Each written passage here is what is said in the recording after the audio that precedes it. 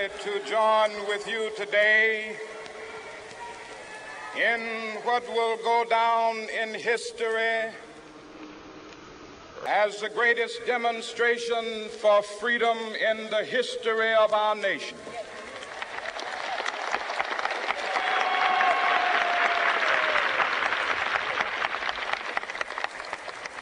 Five score years ago, a great American in whose symbolic shadow we stand today signed the Emancipation Proclamation. This momentous decree came as a great beacon light of hope to millions of Negro slaves who had been seared in the flames of withering injustice. It came as a joyous daybreak to end the long night of their captivity. But 100 years later, the Negro still is not free. 100 years later, the life of the Negro is still sadly crippled by the manacles of segregation and the chains of discrimination. 100 years later, the Negro lives on a lonely island of poverty in the midst of a vast ocean of material prosperity. I have a dream that one day this nation will rise up and live out the true meaning of its creed.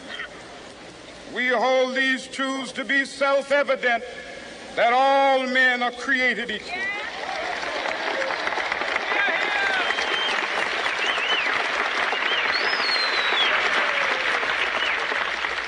I have a dream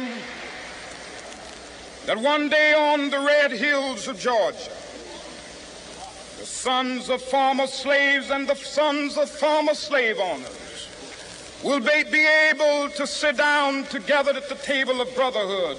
I have a dream that one day, even the state of Mississippi, a state sweltering with the heat of injustice, sweltering with the heat of oppression, will be transformed into an oasis of freedom and justice. I have a dream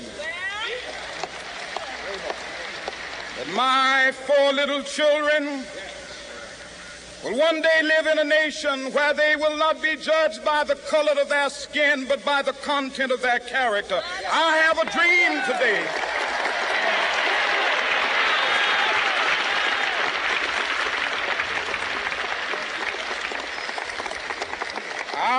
a dream that one day down in Alabama, with its vicious racists, with its governor having his lips dripping with the words of interposition and nullification, one day right there in Alabama, little black boys and black girls will be able to join hands with little white boys and white girls as sisters and brothers. I have a dream today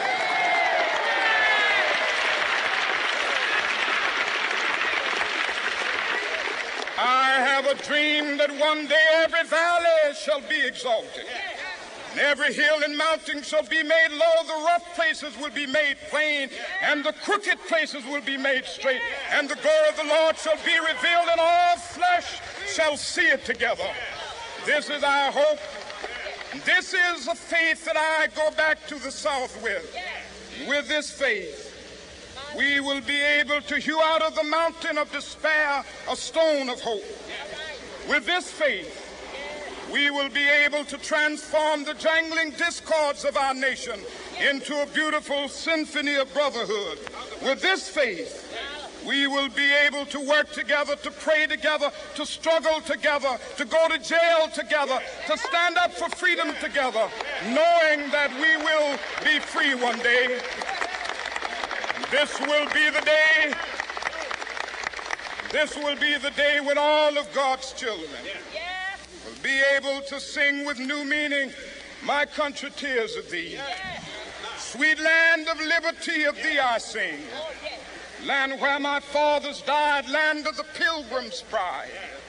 From every mountainside, let freedom ring. And if America is to be a great nation, this must become true. And so let freedom ring. From the prodigious hilltops of New Hampshire, let freedom ring.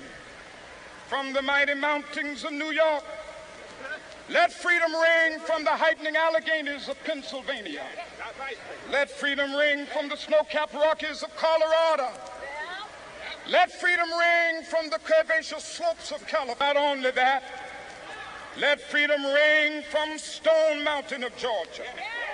Let freedom ring from Lookout Mountain of Tennessee. Let freedom ring from every hill and molehill of Mississippi, from every mountainside. Let freedom ring. And when this happens, when we allow freedom ring, when we let it ring from every village and every hamlet, from every state and every city, we will be able to speed up that day when all of God's children, black men and white men, Jews and Gentiles, Protestants and Catholics, will be able to join hands and sing in the words of the old Negro spiritual. Free at last, free at last. Thank God Almighty, we are free at last.